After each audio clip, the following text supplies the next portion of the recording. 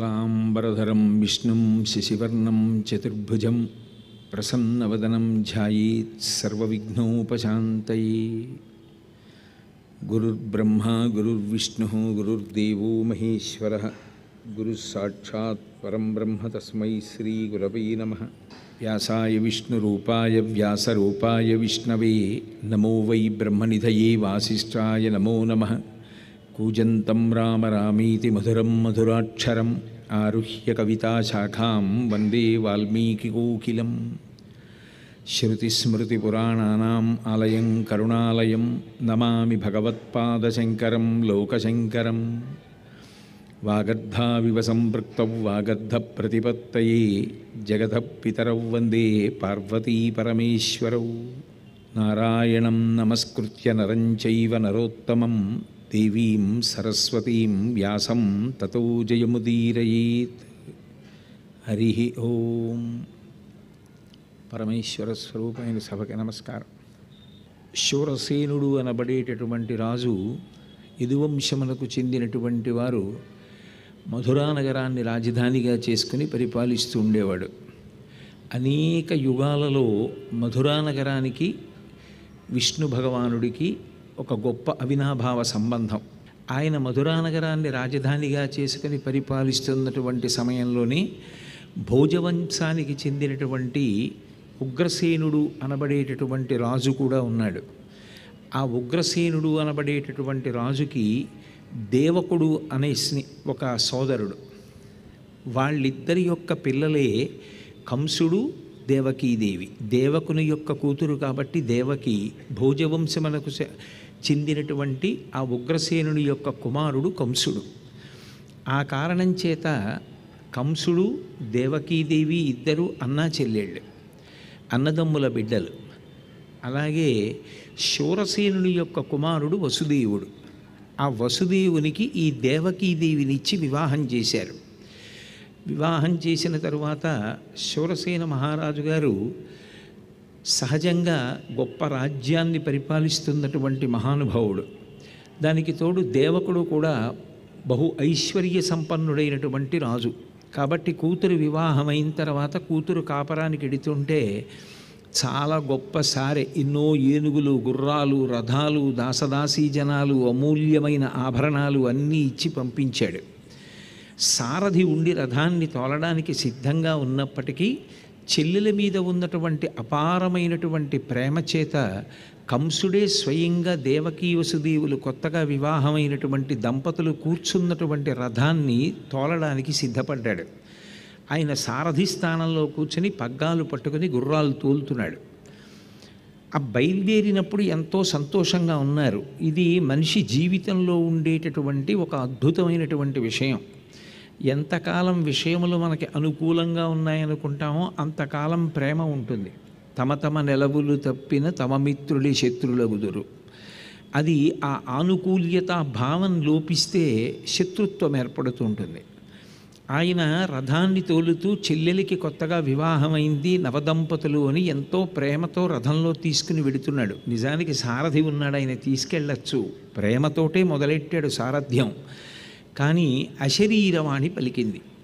తుష్టయగు భగిని మెచ్చగ నిష్ఠుడవై రథము నెడుపెదెరుగవు మీదన్ శిష్టయగు ఈతలోదరి అష్టమగర్భంబు నిన్ను హరించుజుమీ అంది. చిత్రం ఏమిటంటే అశరీరవాణి అనేటటువంటి మాటే చాలా ఆశ్చర్యకరమైన మాట. ఎందుకంటే వాణి ఎప్పుడు ఉంటుంది అంటే శరీరం ఉంటే ఉంటుంది.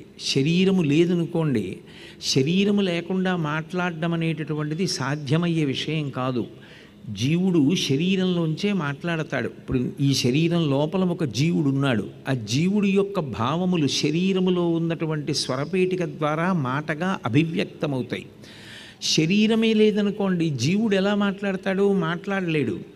అశరీరవాణి అంటే శరీరం లేకుండా మాట్లాడడం అసలు ఎలా కుదురుతుంది? మరి అశరీరవాణి పలికింది, ఆకాశవాణి పలికింది అన్న మాటకు అర్థం ఏమిటి అంటే ఆకాష్ అంటే అంతటా వ్యాపించినది. భగవద్వాణి అని దానికి అర్థం.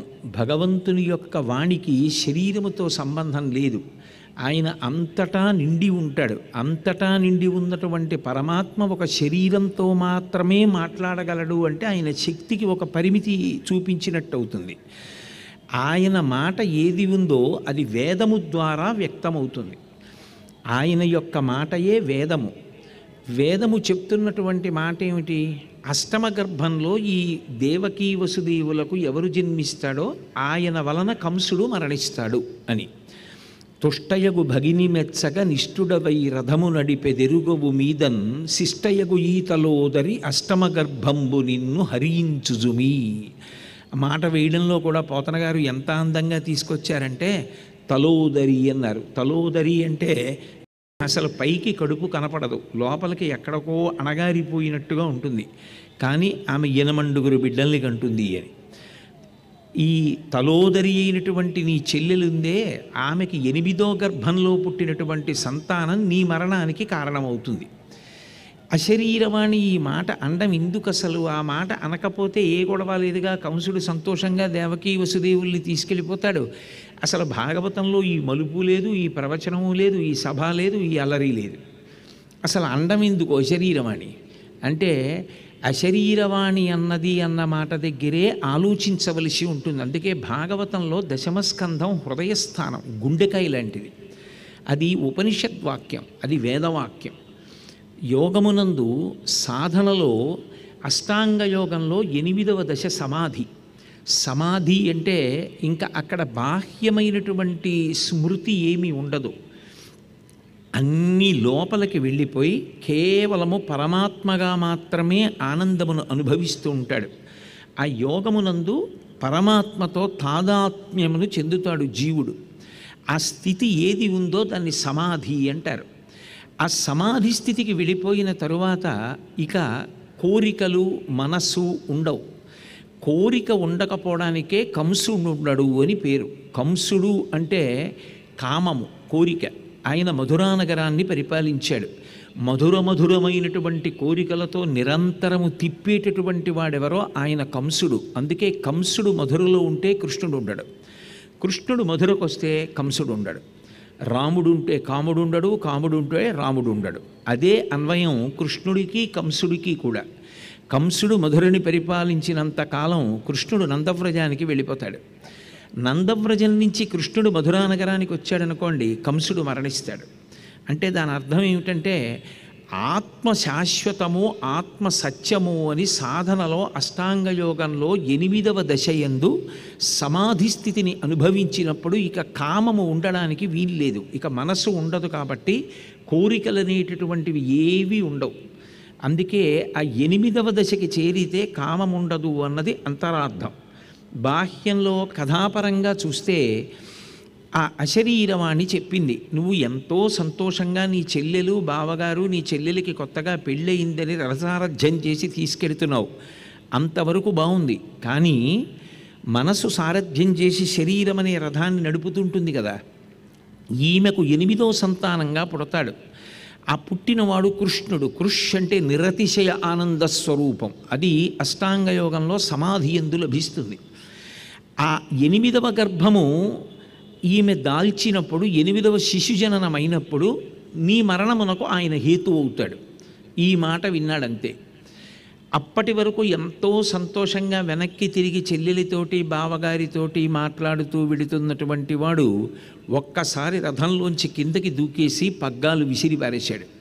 విసిరేసి చెల్లెలు కొత్తగా పెళ్ళయింది, కాళ్ళ పారాణి కూడా ఆరలేదు, మంగళప్రదమైనటువంటి ఆభరణములతో ఆమె శోభిస్తోందన్న విషయాన్ని విస్మరించి ఆమె జుత్తు పట్టుకుని కిందకి ఈడ్చేసి వెంటనే కత్తి ఒరలోంచి తీసి ఆమె కుత్తుక కోసేయిపోయాడు. ఎందుకనంటే ఆమె ఉంటే కదా 8వ గర్భం, ఆమె ఉంటే 8వ గర్భం. అసలు ఆమెయే లేకపోతే మూలాన్ని ఛేదించేస్తే అసలు ఆమెకి 8వ గర్భం వచ్చి 8వ గర్భంలో కుమారుడు జన్మించి తనని చంపడం అనేటటువంటి సందర్భమే ఉండదు. అందుకని ఆమెని చంపేయాలి అని నిర్ణయం తీసుకున్నాడు. వెంటనే వసుదేవుడు జోక్యం చేసుకున్నాడు. మరి భర్త కదా, భార్యని రక్షించుకోవాలి. కంసుడితో యుద్ధం చేసి గెలవగలిగినంత శక్తి వసుదేవుని యందు లేదు. అందుకని వసుదేవుడు ఏం చేశాడంటే ఎంతసేపు కూడా ఆ కంసుడిని బ్రతిమాలి ఆయన చేస్తున్నటువంటి ఆ ప్రయత్నం నుంచి ఆయన్ని విరమింప చేయాలి అని చూశాడు. అన్నయ్య అన్నయ్య అన్నయ్య అని చెల్లెలు పిలుస్తూ ఉంటే చల్లాయ్ చల్లాయ్ అని అన్నయ్య అన్నప్పుడు ఆ ఇద్దరి మధ్య ఉండేటటువంటి అనుబంధం, ఆ ప్రేమ, ఆ మాధుర్యం పరమాద్భుతం. అందుకే ఆ అనుబంధాన్ని గుర్తు చేశాడు. అందున భాగవతాన్ని ఆంధ్రీకరించినప్పుడు పోతన గారు ఈ మానవీయ అనుబంధములకు పట్టాభిషేకం చేస్తూ మాట్లాడారు. ఆదరోక్తి ప్రయోగం చేస్తూ అమ్మ అన్న మాట ఎక్కడొచ్చినా, అన్న అన్న మాట ఎక్కడొచ్చినా ఆయన అంత అద్భుత ప్రయోగాలు చేశారు.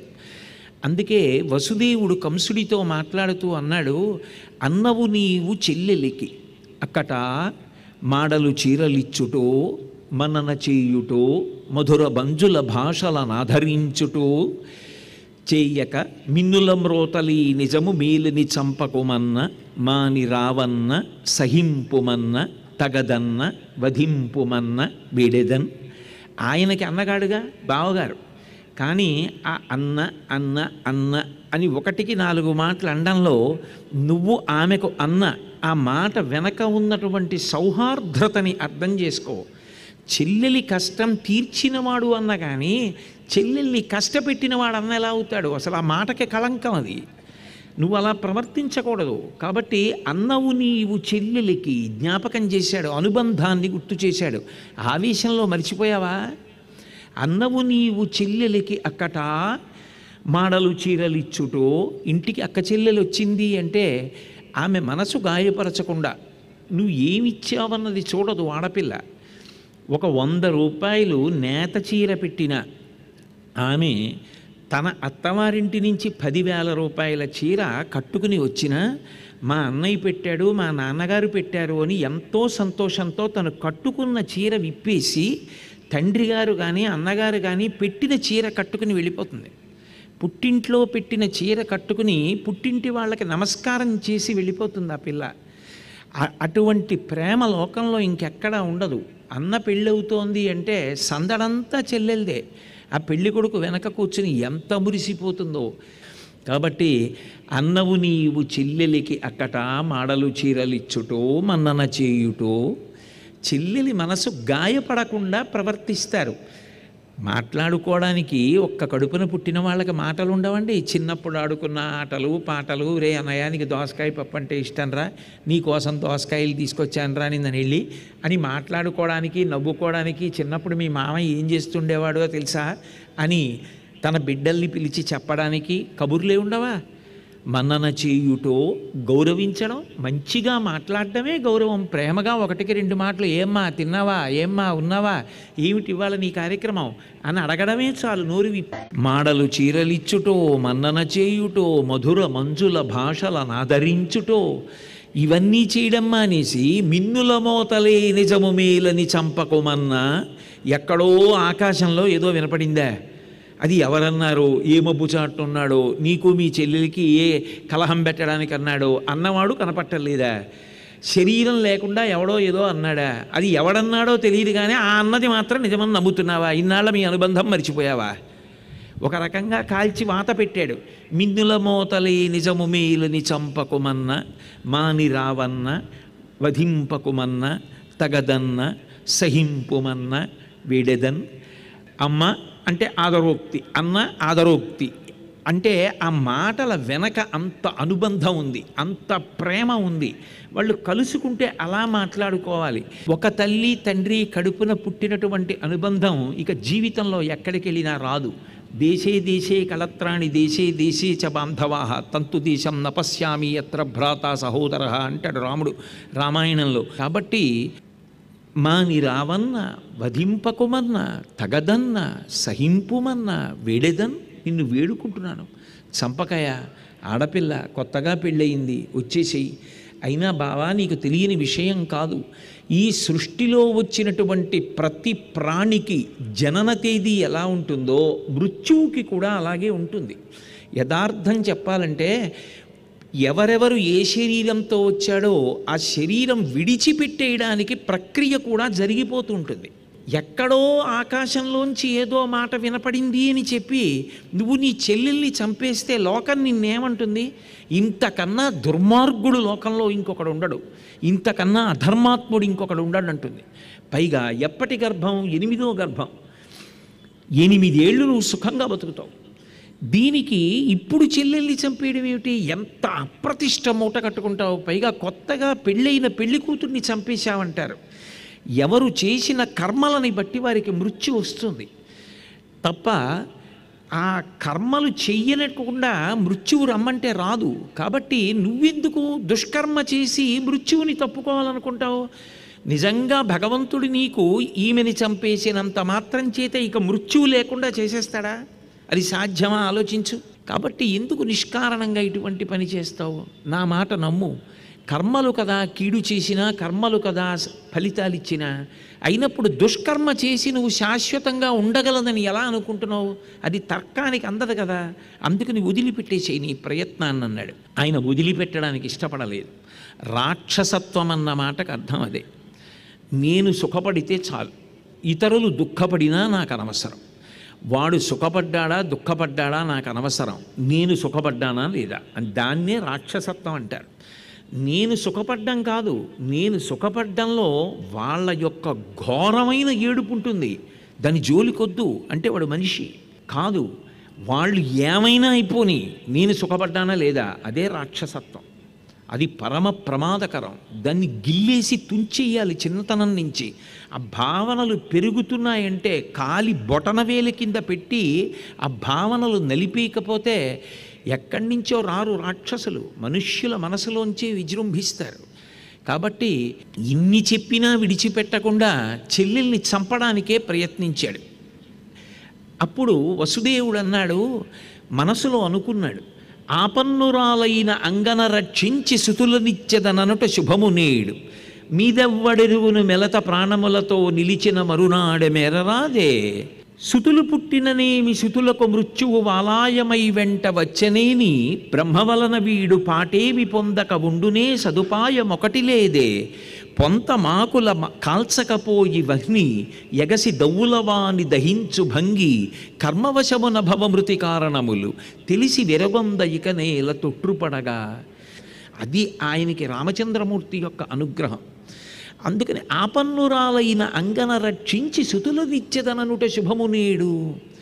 అసలు ముందు ఈమెని కాపాడుకోవాలి. నా ధర్మం ఏమిటి? భర్తగా ముందు భార్యని రక్షించుకోవాలి.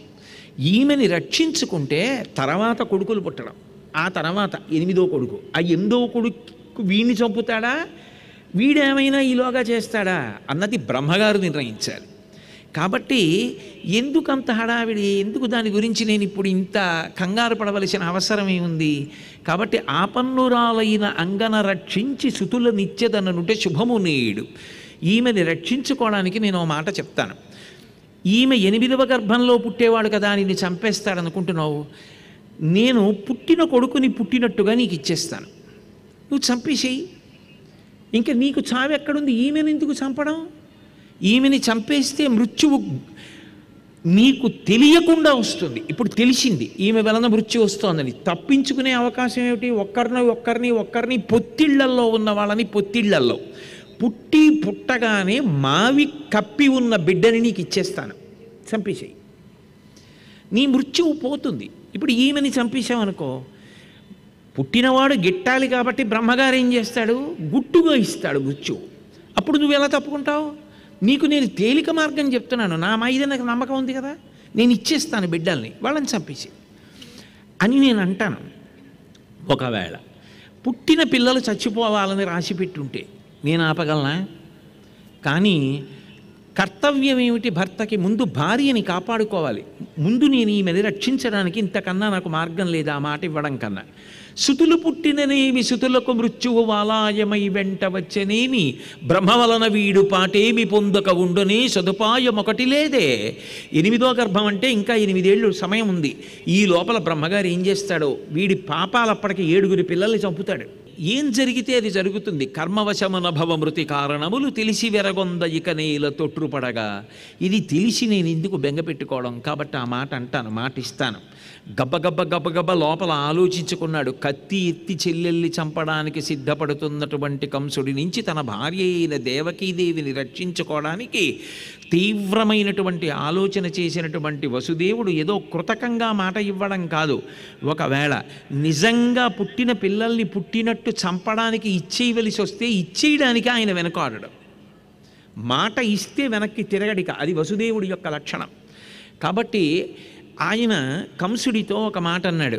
ఈ లలనకు పుట్టిన కొమరుల వలనం తెగిదనుచు గగనవాణి పలికెనంచు నీ వలిగెదవేని ఈ మృగాక్షికి కల కొమరుల చంపనిత్తు క్రమమున నీకున్. ఒకవేళ గగనవాణి పలికినటువంటి మాటలు నిజం, ఈమెకి పుట్టినటువంటి 8వ గర్భం వల్ల నీకు ఆపద కలుగుతుందని నువ్వు నమ్మితే, బావా పుట్టిన పిల్లాన్ని పుట్టినట్టు నీకు ఇచ్చేస్తాను, చంపేసేయి. 8 పిల్లల్ని చంపేసేయి. అప్పుడు నీకు ఇంకా నమ్మకం తీరిపోతుంది కదా. అమ్మయ్యా 8 చంపేశాను, అది ఏదో ఆకాశంలోంచి వినపడింది, నా చేతిలో 8 చచ్చిపోయిన తర్వాత ఇంకా నన్ను చంపేవాడు ఎవరైనా ధైర్యం కలుగుతుంది కదా. ఈమెని చంపేయడం ఎందుకు, నీకు మంచిది. ఇప్పుడు నీకు గుప్తంగా మరణం వచ్చే అవకాశం ఉండదు. నీ మృత్యువుకి కారణాన్ని నువ్వు చంపేశావు కాబట్టి నువ్వు అనుకున్నట్టు శాశ్వతంగా ఉంటావు. దానికి సంతోషించాడు. ఇదేదో బాగుంది. ఎందుకనంటే ఇప్పుడు కాదు అని ఈమెని చంపేస్తే అపకీర్తి వస్తుంది. అపకీర్తితో పోదు, రేపొద్దున్న బ్రహ్మగారు నన్ను గుట్టుగా చంపే ప్రయత్నం చేస్తాడు. పైకి తెలియదు నేను ఎలా చనిపోతానన్నది. ఇప్పుడు తెలిసింది కాబట్టి 8 చంపేస్తే నాకు మృత్యు ఉండదు. ఏమైనా అర్థం ఉందా ఆలోచనకి? అదే రాక్షసత్వం అంటే. ఎంతమంది ఏమైపోయినా పర్వాలేదు, నేను బాగుంటే చాలు. అటువంటి ఆలోచన రాకూడదు. నేను కొంచెం కష్టపడ్డా పర్వాలేదు, 10 మందికి ప్రయోజనం కలిగితే చాలు. అదే మనుష్యత్వం, అదే త్యాగశీలతతో కూడుకున్నటువంటి బుద్ధి. త్యాగేనైకే అమృతత్వమానసహు. ఎవడు అటువంటి త్యాగబుద్ధితో బతుకుతాడో వాడు అమృతత్వమును పొందుతున్నాడు. దానికి పరమేశ్వరుడు మెచ్చి కౌగిలించుకునేది. అంతేకాని 100 మంది కష్టపడ్డా పర్వాలేదు, నేను బాగుంటే చాలు సుఖంగా, అది ఉండకూడదు జీవితంలో. అసలు ఆ లక్షణమే రాకూడదు. కాబట్టి కంసుడు సంతోషించాడు, వెళ్ళిపోయాడు. ఈయన దేవకీదేవిని తీసుకుని వెళ్ళిపోయాడు ఇంటికి. వెళ్ళిపోయిన తర్వాత మొట్టమొదటి కుమారుడు పుట్టాడు. పలికిన పలుకుల తిరుగక సొలయక వంచనము లేక కలిగిన కుమరుల ఇచ్చిన వసుదేవుండు తక్క ఇతరులు ఇలలం కలరే. అసలు ఇచ్చిన మాట కోసమని చెప్పి కట్టుబడాలి అని చెప్పి పలికిన పలుకుల తిరుగక సొలయక వంచనము లేక సుతుల రిపునకన్ అలగక ఇచ్చిన వసుదేవుండు. అయ్యో ఎప్పుడో కొడుకు పుట్టాక ఇస్తానండి అనడం వేరు.